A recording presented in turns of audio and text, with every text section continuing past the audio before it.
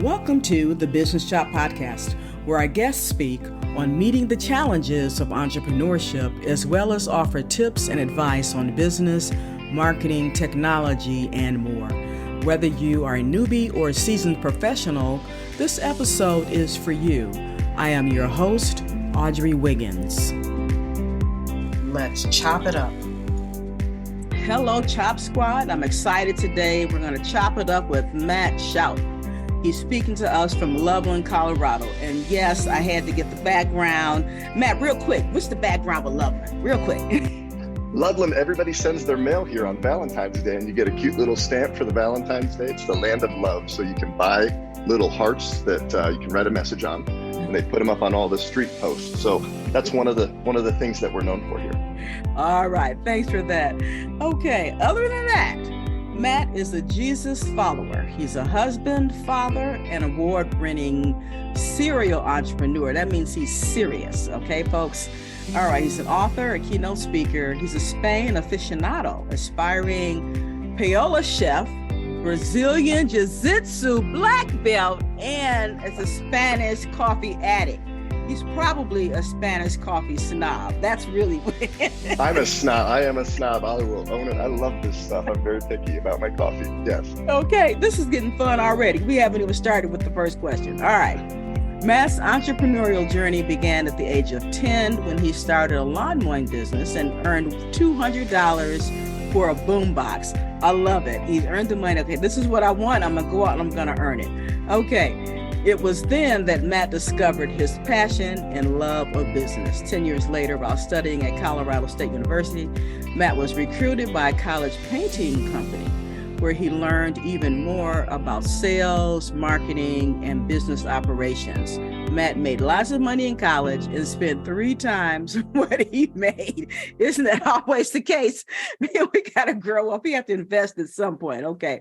That was not the the retirement track, folks. So don't listen to that part. All right. In March of 2005, Matt was recently married. He had 6 figures in debt and working at a job he hated as a loan officer. Matt was laid off from that job. Probably that was a good thing, right? And from there, quickly founded M&E Painting with the last $100 he had to his name. M&E Painting grew quickly and produced over $35 million in revenue since 2005. Matt and M&E Painting have received dozens of local, state, and national and international business awards. And you can find more about that on his website. We'll give that to you a little bit later. And Matt has been featured in publications such as Inc. Magazine, Entrepreneur Magazine, the BBC, Fox Small Business, Huffington Post, U.S. News and World Report, and EO Overdrive. What is that? Is that Entrepreneur Overdrive? What is that, Matt? What is that? Yeah, Entrepreneurs Organization. They have the Overdrive blog. So it's a blog written by business owners for business owners. Okay, awesome. And Matt has also spoken to companies all over the world in both English and Spanish, where he shares a refreshing and down-to-earth message for entrepreneurs, inspiring them to pour into people and share their painted baby stories, among other topics. That's awesome. Matt is also, he's written his first book, Become an Award-Winning Company, that came out in 2011, and his second book, Painted Baby. I just can't wait to get into this. Just this year. Oh, he's putting up a photo of that. We're definitely going to have to get that out and post it. All right, get that in the snippets. Matt has founded 6 successful companies and grown them all from the ground up. All of these companies are being run by extraordinary people. These companies are M&E Painting, M&E Roofing and Solutions, Ryrie, makers of the Pirate Patch drywall repair tool. How cool. Northern Colorado Jiu-Jitsu, M&E Real Estate Ventures, and Matt Shoup. Oh, I know I was going to say it wrong. MattShoup.com. You want to sing the song? I know you want to sing the song. No, I'm not going to do it. We do it. I promised I'm not going to do it. Okay, folks. So when Matt is not running his businesses, he enjoys spending lots of time with his family, traveling to Spain, teaching Brazilian Jiu-Jitsu, perfecting his Spanish. He can teach me a few words. Paella cooking skills. Oh, paella, correct? Paella. Paella. Yeah. palate. Okay, cooking skills and enjoying endless cups of Spanish coffee. There he goes again, folks, at Cafe Sevilla. Matt, welcome to the Business Chop, and say hello to the Chop Squad. Audrey, thank you. Thank you so much for having me here. Hello, squad. Oh my goodness. I want to give a shout out real quick to the Pod Talks. We kind of brainstormed the other day, and I was thinking, I've got to name my tribe. And so one of the guys, Jerry, he did a chat bot. Not a chat bot. I can't even think about it. I can't even get it out. GPH. He did a chat, and he came up with all these different words and and titles. So we the chops got kind of stuck. So we like that one. All right. Okay, Matt, it's your turn. I did a lot of talking there. Tell us about your journey. Yeah, I grew up in northern New Jersey, and we were joking offline right before the show. I was the kid that got in a little trouble. I'm a troublemaker by nature. And I just turned that energy and the lack of attention and lack of desire to follow rules and authority into business. So that was where I took the direction of my life. I look back and I'm so happy that we moved out to northern Colorado. A lot of the kids that I grew up with, they're dead in prison. Wow. Or they just disappeared. I saw some things that I hope my kids never see that before the age of 10. And a lot of the kids that I ran around with, they got involved in things that they had opportunities to get involved with. So luckily for me, I had the opportunity to discover business. And it was really interesting. When I was 10, moved out here, I was making $4 a week to cut grass at my family's house. They paid me, I guess, allowance to do that. Yeah. And I said, hey, can I have $200? And they said, no, like, we're not going to give you $200. Go figure a way to make your own money. They said, go figure it out. Wow. And I love that, because that statement and that going into my brain, okay, I have to figure out, well, how can I do this? So I did the math. I can spend 50 weeks at $4 a week cutting just my grass. Or I said, Mom and Dad, $4 isn't a lot. I think I could get 20 from the neighbor lady if I cut her grass. They're like, well, go give it a try. Knocked on the door. She paid me $20. So right there, five-time raise. And I just went out and I mowed 10 lawns, made the $200. And then I think I made a couple thousand. But the backstory to that is growing up, I didn't really fit in. I was a very easy target for bullies. So I got severely bullied in lots of different ways. And it very much wasn't pleasant. But when I got into the business space, you couldn't beat me. You couldn't outwork me. You couldn't outsell me. You couldn't out-earn me. So as a 10-year-old, that gave me some confidence and some certainty that I needed. Everybody needs that as part of their upbringing and their story. But then I would also say that became an obsession. It was an interest that became an obsession. And I'd say growing into my adult years, maybe an unhealthy obsession. I focused way too much on the business dynamics and the money. So we can talk more about that. But that was my upbringing. Wow. So I knew at that moment, business is going to be my thing. I just love that space. Yeah, that was awesome. So I want to ask, though, were your parents entrepreneurs, or did they work for entrepreneurs? No. So my dad worked a salary 9-to-5 job. My mom stayed home with the kids. My dad had a big passion for fish. So at one point he would bring basically wholesale in fish and then sell them to the stores, or wholesale them to like pet and reptile stores. So he did a little bit, but his main gig was working a job. Okay. So it was go figure it out. And I figured it out. And I just loved that space. I loved, I talked a lot in school, and I said, they're like, sit down, shut up, stop talking. You need to go learn. I said, I learned all this math. This math is really easy and you're not giving me more. So I'm going to go talk. And I'm going to go play WWF and jump off desks. And, right. Exactly. Throw the Macho Man elbow drop on my friend Chris Soria. Shout out to Chris Soria on this podcast. Okay. Cool. And they didn't keep me busy. So I did what any 8, 9, 10-year-old boy is going to do. It's full of energy. Yeah. But that was awesome, though, because I like the fact that they didn't encourage you just to go get a job or go to school, and all those were important, but it's like give your mind, you the space to, like, their words were figure it out. Mine was, my mom, you said, go make something happen then. If we'll make something happen then. Yeah. And that really, it is for young people, that does plant a seed. And I'm so glad that it grew, that seed grew in you. Yeah. I'm so glad they didn't just give me the money. because Exactly. I look back and I'm curious what that journey would have been. I have two children, a 15-year-old son, Okay. 12-year-old daughter. And the moment came, like, I'm gonna give them a roof over their head, feed them, 3 square meals, right? Take Yep. care of them like good parents should. But I knew the day would come when they wanted an iPhone, because all their friends That's right. started getting That's right. iPhones, and those are $1,000. So when they both Yes. came to me, I said, "Do you have $1,000?" I said, "I don't have $1,000." Well, you have to make $1,000. And they each did it a different way. But I said, "I'm not going to give you $1,000 Hmm. for a cell phone." And they both figured it out. And they did it 2 totally different ways. Wow. Yeah. That's crazy. Yeah, but that's those are awesome lessons. That's all I have to say. So I know you've been featured in magazines. You're just this big famous entrepreneur. I I guess. want to know about that $100 investment that grew Yeah. to $35 million. Yeah. So what happened was, back in 2005, the 4 years leading up to that, while I was at Colorado State University, I worked for a college painting company. They came in and recruited students that were very interested in business, marketing, sales, which I was, right? I was in love with that.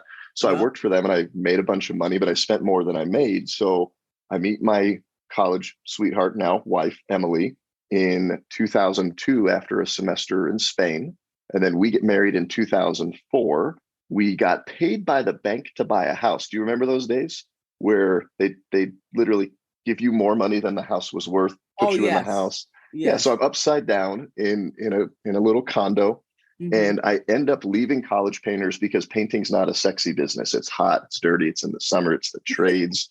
Not going to do that forever. Right. So I'm going to go work and sling mortgages at a bank, because I had a buddy that was doing it and he was making lots of money. And again, that unhealthy obsession with, I felt that money would give me a sense of purpose and identity and belonging and significance that I didn't get in other ways. So I'm hating this job at the bank. It's March 2005. They bring in a new bank president, and he wasn't a very nice guy, I came to find out, because he called me in the office and I thought he wanted to meet me and discuss my goals. And I was planning to leave. So I didn't really care to talk goals, but I didn't think what was going to happen was about to happen. He calls me in and he's sitting at his big banker's desk, and I come in and he goes, "Put all your shit in a box. You're fired."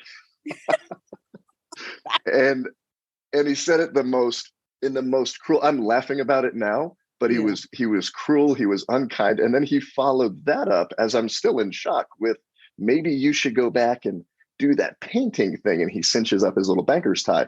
And I'm like, "That's not nice, So I gave him the 1-finger salute, and I cursed and screamed back to my office. I read your bio that you were a Jesus follower, and now you're. I will.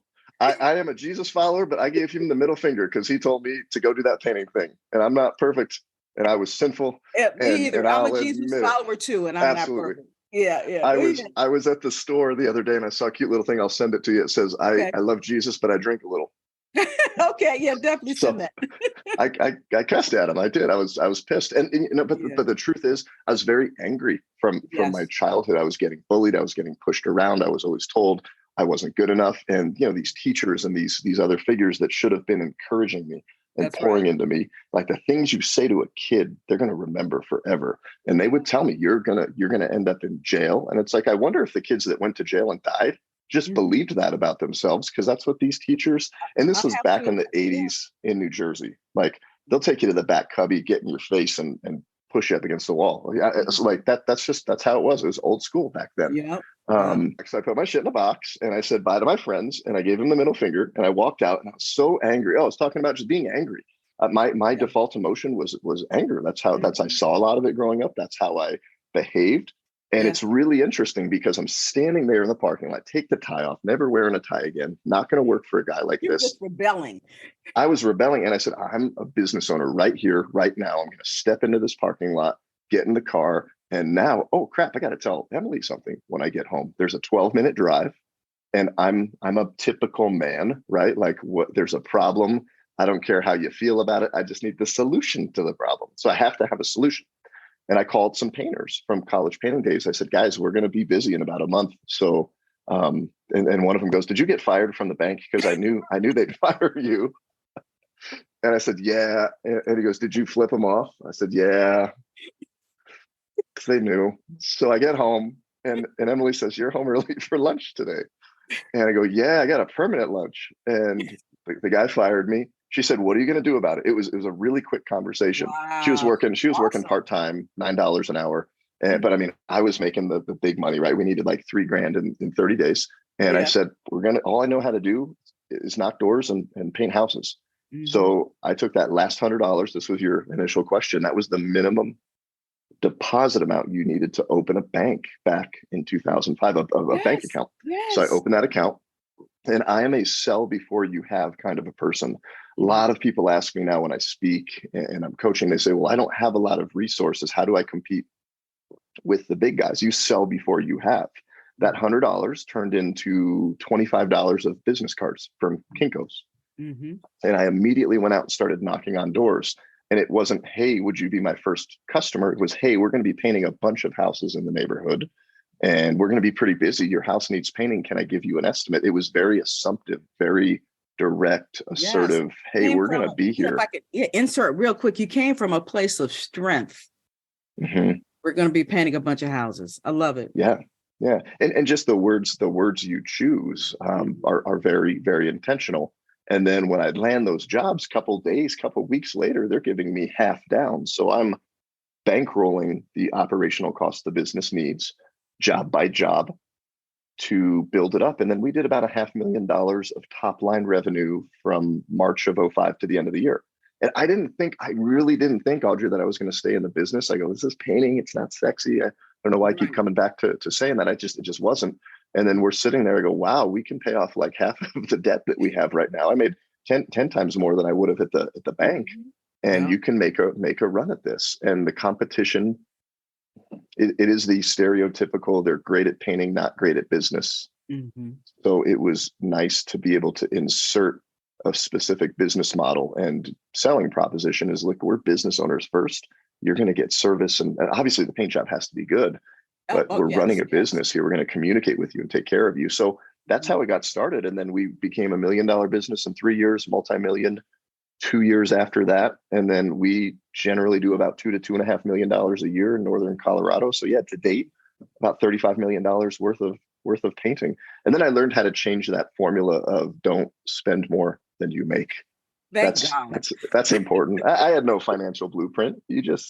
One thing that's so important that I love to share with anybody listening is your habits, your beliefs, your mindsets, your health personally as a person will flow into your business. If you suck with money personally, the business isn't going to be any different. If you're angry because of something that happened to you and you didn't get over it or process through it, that's how you're going to run your business. If you're not trusting because everybody betrays you, right? 'Cause that's a program or a pattern you run, that's going to flow into your business. And it was interesting. Business magnifies a lot of your personal strengths, weaknesses, issues, things you should go to counseling for, whatever you want to call it. It really does, because it puts you right in the front and things are dependent on you and everything comes out. Business is a high stress, high stakes game many times. Yes, it is. Yeah. And I never heard it put like that before. Like, your other, however you are over here, this is how you're going to be, in your business.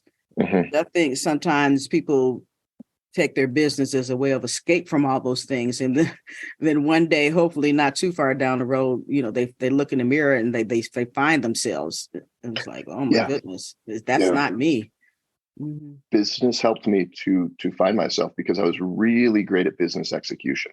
Mm-hmm. I can tell you exactly what I did, how I did it, the X's and O's to move down the business football field per se, but I was awful with people and leadership. And I wasn't nice. I was a dick. I was an ass. But nobody could tell me that just because of my personality style. Was not a nice guy to work for. It's kind of scary to work for. And I was wondering, like, why doesn't anybody want to keep working for me? What's everybody else's problem? And then one day, a coach that had the position and authority in place to say, Matt, it's not everybody else, it's you. Knock that off. Open your eyes and realize that your leadership sucks and you're not nice. And he told me everything that I just said that I can look back and admit now. But what did I do? What did I do at first? I'm like, I want to give you this. Yeah, I don't know. I want to give him 2 fingers. I want to give him 2, but he was right. Yeah, absolutely. Yeah. So what did you do, Matthew, or how long did it take for you, to transform? I came home the day he told me that, and I unloaded on Emily. I'm like, I can't believe he said this, this, and this, and she was real quiet. What do you mean? What do you have to say about it? She's like, I don't know. She's like, tell me what he said again. Well, he said this and he said this. She goes, what do you think? He's either right or he's wrong. And I go, he's right. Okay. So she said, what are you gonna do about it? So at that moment, this was 2012 to 13, about a decade ago. Mm-hmm. I came back to the company and I said, hey, guys, gals that are working here, we're going to take this in a new direction, a new vision. I've realized where I've got some weaknesses, some issues, some things I need to work on, and I'm going to work on them. Now, not everybody, majority of them were like, I'll believe it when I see it. Because anybody can say, oh, I'm going to stop doing this or I'm going to change. Right. Sure. Show me. Mm-hmm. Yeah, show me. Mm-hmm. And then I would have these relapses, right? Like I have a short fuse. So they'd be, oh, Matt's been kind of cool. He's a little nicer. He's smiling a little bit right now. And then I'd fall back and get upset about something. So it was a massive journey of me really leaning in and discovering my story and just who I was personally, where I came from and why I was behaving this way in business and running these programs or having these beliefs or thinking that this is how the world operates. Because again, you'll pull that right into business. And the people that stuck by, some are still with me today. Some didn't want to stick by, and I don't blame them. I said, if you stay, great. If you don't, I totally understand. And that was kind of that line in the sand moment. And we said, here's where we're going to take the business. We're going to focus on personal development, starting with mine, starting with yours, pouring into people, really having the concern for the humanness of business. I realized we're just humans serving other humans. It's not always about the money. It's measured by money. But if that's all you focus on, if you focus on the profit, the people will run. When you focus on the people, the profit will come. And I realized that I was just climbing this $1 million mountain with a bunch to prove, winning awards and making all this money. And I was standing up there by myself, and nobody wanted to, they'd clap at the awards ceremony because they were scared to lose their job. But they didn't really want to be a part of that. It's the truth. Mm-hmm. Wow, that's a powerful story. So, what steps did you take to turn the inwards of the company around? Were there personal development workshops with speakers or coaches? I mean, what does that really look like? Because I can imagine there's some folks out there that are just like you, or just like you were. And they want to make a change. Yeah. That's important in business. And you say, where do I start? And what are they going to think? Are they going to believe me? Are they going to stay with me? For me, the first thing as I look back on that journey, it's just admitting the fact and the reality of the issue at hand. I'm not nice. You're correct. Like this is what I'm working on. And oh, by the way, I've been working with this coach, and here's where I found this out. This is a really deep-seated issue, right? Because as a kid, I'll share the example. As a kid, I'm sitting in class. There's one girl, she would spit in my face and slap me every day. And she'd walk up over this shoulder. So I'm always looking over this shoulder for that shoe to drop, for somebody to come and bully me or assault me. So in business, I can only trust you so much, but you're probably going to leave anyway. Plus, I'm kind of an ass, so you're going to want to leave anyway.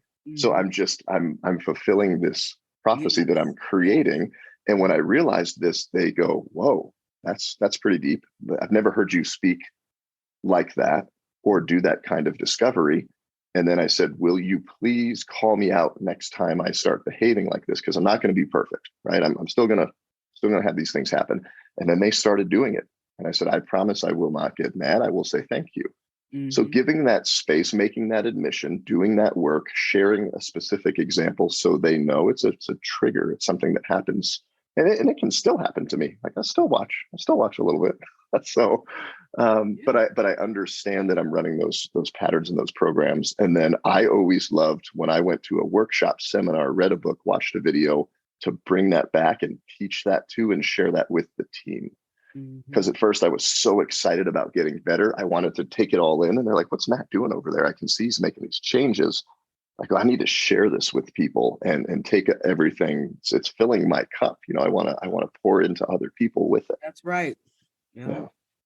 Wow. And it's a 10-year journey, and I'm still imperfect at it every day, but I'm sure a heck of a lot better. I'd challenge people to don't compare your journey story to anybody else's. Be better today than you were yesterday.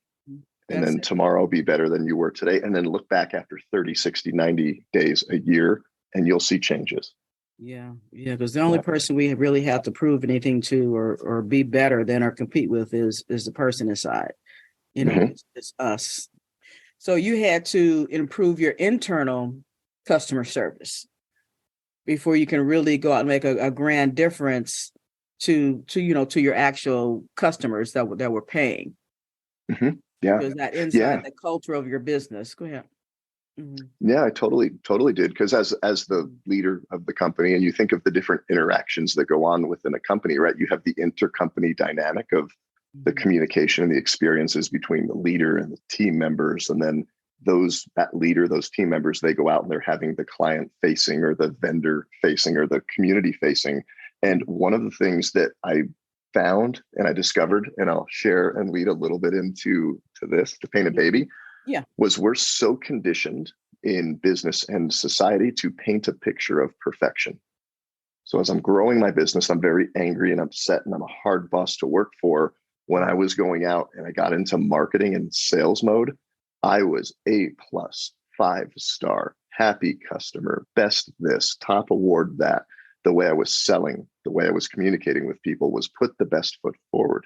That's what you learn, right? Like look at Right. social media. You get the phone and you scroll on the phone and perfect life, perfect wife, perfect family vacation, perfect photo, great lighting. And we just live in a society where we're conditioned to, we have to show up this way. And we know we don't. So there's always a product or service that will get you there. But I realized in sales that I was always putting the best foot forward, and you totally overset an expectation. You overpromise, and then you're never going to meet on that delivery. So what happened was in 2011, sitting across the table from a really good friend of mine, he's a client, had done work with us before many times. His name's Bill, self-made guy, multi-million-dollar mansion. And I'm getting ready to paint another multi-million-dollar vacation home that he owns. It's his $1 million baby, he calls it. Wow. So we're sitting there sipping coffee and catching up a little bit. He's a straight shooter just like me. So business is always easy. I give him the price. He signs the deal. We do the deal. He knows I'm going to take care of it. But he won't sign this contract. It's a $60,000 contract. So it's 15 to 20 times the size of the normal job. Mm-hmm. So I'm like, okay, maybe we're doing objection handling right now. Let me try this kind of close. Let me hit him this way, that way. I showed him the shiny marketing brochure. Bill, we're top this, top rated that. He takes this thing and throws it across his office. He goes, Matt, your shiny marketing brochure is crap. I know it. You know it. And I know I'm in the shiny marketing brochure. You put the picture of the bathroom you painted in there. He's like, you have to have screwed something up. Tell me about a time you screwed up, what you did about it. And he got quiet. I was like, what? You don't do that. You don't do that, right, Audrey? We're not taught that. No. When do you do that? And he leans back, sips his coffee. And I said, fine, Bill. We had a house last week. The paint store mixed up. We painted the wrong color. They gave us the wrong color. And he's like, well, that's good. Not funny, but I'm laughing. Well, he goes, and it's really not, because it happens so frequently. He goes, that's pretty easy to do. He goes, that's not a real big deal. I'm sure you just got new paint, repainted it. I go, yeah, you're right. So we painted the right color once, but we painted it on the wrong house. But he leans in. So he's doing what you're doing. He's like highly emotionally reacting, leaning in. You want to hear the story. So I had him hooked in a different way. And I parked that in my memory there. Tell him the story. There's a home, 2712, blue sky. There's a drive and a court. Same street, different endings, drive, court, same address. Yeah. And I sent my crew to the wrong house, and they scraped it, caulked it, primed it, matched the windows, sprayed primer all over the whole house. They called me. They said, where's the paint? I said, it's on the front porch. I had it delivered. There's no paint. I go, it's right next to the flower pot. There's no flower pot. And I said, let me speed over there real quick, because they're just sitting there, right? Wasting my money and my time. Right. And I pull up and nobody's there. I go, what are you guys smoking? You didn't do any work. And they're like, we're at 2712 Blue Sky Court. Where the hell are you? I said, court? Time to go. So I'm telling Bill this story, and he's engaged, and he wants to know what happens. I've created this hook, and I'm realizing that storytelling is so important. There's a process to it. There's components of it. And I've been a storyteller ever since I was a little kid. I had the gift of gab and storytelling. So I don't even realize when I wrote Painted Baby, what I was doing and what was happening with Bill was I was connecting with him in a different way than we typically connect. A lot of selling people think is just telling or putting the best foot forward. But I found like I'm letting my guard down. I'm being vulnerable. Yeah. And he still doesn't sign the contract. He goes, what did you do about it? Well, I fixed up the house, and the guy drove home. He was really pissed. And he's like, is this how you market? Is this how you market your business? You just start painting the house? I said, well, I'll try anything once, but I don't think this one was very cost effective. No. And we said, hey, pick a color. We'll just paint the thing. We painted it for him. And but Bill's still not signing the contract. I said, fine. Then I'm going to tell you something I've never told anybody before. I vowed I would never share this story. So we painted a baby once. You want to hear about that? And he goes, hell yeah, I want to hear about that. So we're on a job site 3 years prior. Mom's coming out, bringing the painters snacks and drinks, admiring the paint job, holding her 9-month-old baby. And my painter gets ready to spray a door with black semi-gloss paint. That paint sprayer explodes all over Raul, the painter, the mom, the baby, and everything else within a 30-foot radius. And he calls me frantic because he speaks Spanish. We both speak English and Spanish. So he's, Mateo, come quick. I paint the baby. You got to come quick. And he's a jokester. I thought he was joking, but he was dead serious. He hung up the phone. I raced over, and there's literally a trail of paint leading up the driveway because they're bringing their stuff out. And his brother Bloss is loading up the truck. And I said, what happened? He just points back, and I walk back, and there's paint everywhere. And so that's a bad day at the office. That's a bad day in business. That is not 1 star. That is not A+. And we made it right. We cleaned everything up. We had to make sure the baby's okay. There's a process when stuff hits the fan, right? So there's a process you go through to make things right. Yeah. And everybody was okay. Baby was okay. But Bill's sitting there, and he goes, so what did you do? And I said, Bill, that was my worst moment. This is how we handled it. We were fully accountable. We owned it. We made it right. And he says, you're the kind of guy I want to do business with. He shakes my hand, signs the contract, and it really short-circuited my selling system process that I thought I was so great at. Well, how does being vulnerable and real and showing and sharing your screw-ups and what I've come to find out, because I studied it very deeply and I experimented with sharing the story thousands of times, is painting a picture of perfection. It really prevents true connection. You overpromise and underdeliver. But when you just show up as you're real, you're honest, you're vulnerable. Don't show up how you think Instagram wants you to show up. Just show up who you are. Like the bullied kid with big ears and buck teeth, and I'm here to help you. And I screw stuff up sometimes. I love Jesus, but I threw the middle finger to the boss at the bank. I did. Yeah. And that builds a deeper connection and trust with another human. And then that's what builds your business, not some flashy, tricky marketing brochure, sales pitch. Wow. The fun new clothes or web copy that you can write. It's people at a real raw human level.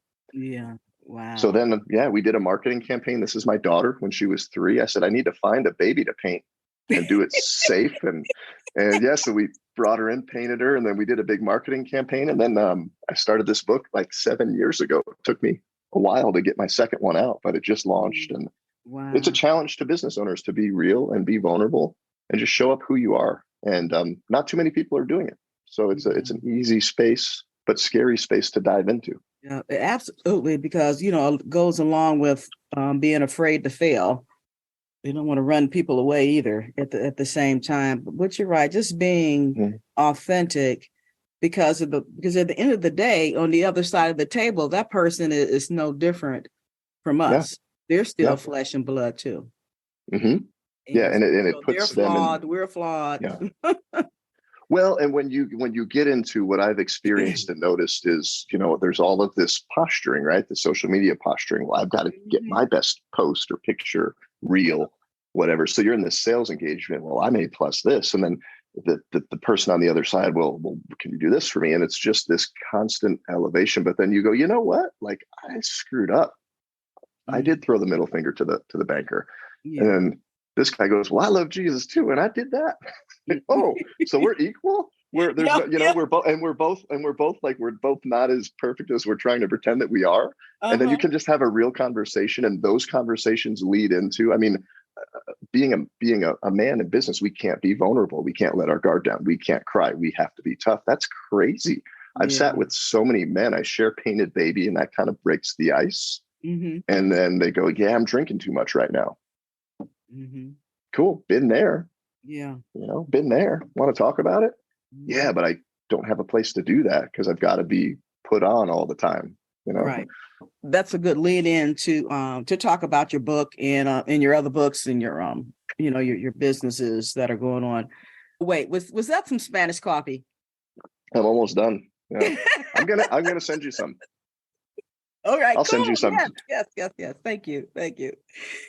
Oh my gosh. Yeah. So Matt, tell us about Painted Baby. You kind of alluded to some of it, but because we pick our products and our services that we sell and we excel at that. But at the end of the day, that's not the real story. That's not the real product. After a while, the real product reveals itself, and that's you. And that's Yeah. me. And that's shown up, obviously. Go ahead. Your turn. Thank you. Mm-hmm. Your story matters personally. So this book is a combination of a bunch of different stories from entrepreneurs, business leaders, and some of their worst moments, and how they've leaned into those stories, captured, crafted, communicated those stories, and how they tell those to other people, and how that's actually built deeper trust within those relationships and within business. So the book breaks down the process of storytelling, because it's one thing for me to say, hey, it's great, you need to be a powerful storyteller. And I know I can tell a story, but how do you tell a story? So there's a section, it breaks down. You need to understand who your ideal client is, what kind of action and decision you want them to make, and then work backwards, right? Start from there. You've got to hook them. There needs to be storyline, characters, this plot twist, this insinuating event, like a painted baby, what happens? And you have to drive them to trust, but then drive them to obviously a business action. You want them to do business with you at the end of the day. But then a lot of business owners, they get caught up and they say, Matt, that's great that you shared Painted Baby story and it worked for you, but here's my objection list. Okay. And there's a good list. What if my competition finds out? I don't feel I have a big enough business mishap. I don't have a Painted Baby story in business. So there's all these objections. One of them, that's a big one. Business is great right now. Closing rate's great. I don't want to rock the boat. I don't want to throw a Painted Baby in there and shake it up. And I said, it's not broken, so there's nothing to fix. There's all these objections. But yeah, it's a challenge to readers to consider changing the story they're telling and see how it impacts and affects their business and their life. For us, bottom line, closing rate went up 12 to 15% for me and for the sales team. And when you translate that into revenue and net profit, money in the pocket, made more money doing it. Yeah. And initially, because I was still driven a lot by money back then, right? 2011, 12, 13, my initial thesis was tell Painted Baby story, make more money. Okay. It was very, very elementary, very money driven. But I go, no, tell Painted Baby story, build more trust, drop your facade, share parts of your story that show that you're human, build deeper trust. And that's what builds business. It's just people trusting and engaging with each other continually and repeatedly, and continue to provide value to people. So you're still running all the other companies as well? Yeah. What I'm really focusing on right now, so my next decade is it's mattshoup.com. So it's just building my brand, writing more books. I love Spain. So I take business owners on leadership adventures and retreats over to Spain. So I'm really focusing on growing that, and my painting and roofing company, real estate company, the jiu-jitsu school, those are all being run by the leadership team. I've got some business partners. Okay. We have a drywall repair tool that we sell on Amazon. So it's really cool. I get to share the story of how I was able to really build myself up, build others up, let them run the companies, so I can come out and then tell other people the story about it and make their lives better. Yeah. So I don't really work. Yeah. Emily gets frustrated. Emily's upstairs right now. She goes, so what'd you do today? I'm like, I had fun. I drank like 6 cups of coffee, hung out with Audrey and cool people and told stories and did some jujitsu and got paid to do it. Right. And then we're going to go to Spain. And she's like, well, I was here with the kids on spring break. They're driving me crazy. So glad you had a nice day. So it's hard for me to turn work off sometimes because I love what I do so much. Yeah. And I'm just loving just sitting here, listening to your stories, and you tell about, business and things. This is real exciting, real exciting. So I hope that, that the Chop Squad really are listening and honing in, and how can they get in touch with you? Yeah, best way is mattshoup.com. And when you go to that website, I have a set of free tools. So it's leadership and business development tools that you can download. And then I do something really fun. It's called Morning Coffee with Matt. So I've always got every weekday, it's a 1-minute message that will make your life, business, or leadership better. And I post those on all the social media outlets. Okay, we're going to make sure that we tune into that, and we all need that 1 minute. And I'm going to have my coffee right with me. And my videos are not snobby. I am a coffee snob, but my videos are not snobby. You go watch them. Let me know. I'm going to send you coffee. I'm going to send you coffee. Oh, yeah, I want that coffee. Nobody has said this coffee sucks. Nobody has written me back and said they didn't like it. Okay, that's cool. Yeah, I definitely want to hold into that. Yep. Oh my gosh, well, Matt, this has been absolutely awesome. I can't wait to dig in this and get some feedback on the show. But I appreciate your time and your humor and your authenticity. And so I just feel like I was in the student seat over here, just listening to you. really appreciate it. Thank you for having me. I appreciate your time, because we don't get that back. And I really enjoyed this time with you. Thank you for having me on. Yeah, you're welcome. Absolutely. Until then. Thank you for listening to The Business Shop. We hope that you were able to glean valuable information from our guest, and that you will download and share this podcast. Your rating and review is much appreciated. To go deeper with our guests, please visit their website and social channels. To learn more about us, please visit businessshop.info or altogether.biz, where we will help you expand your brand.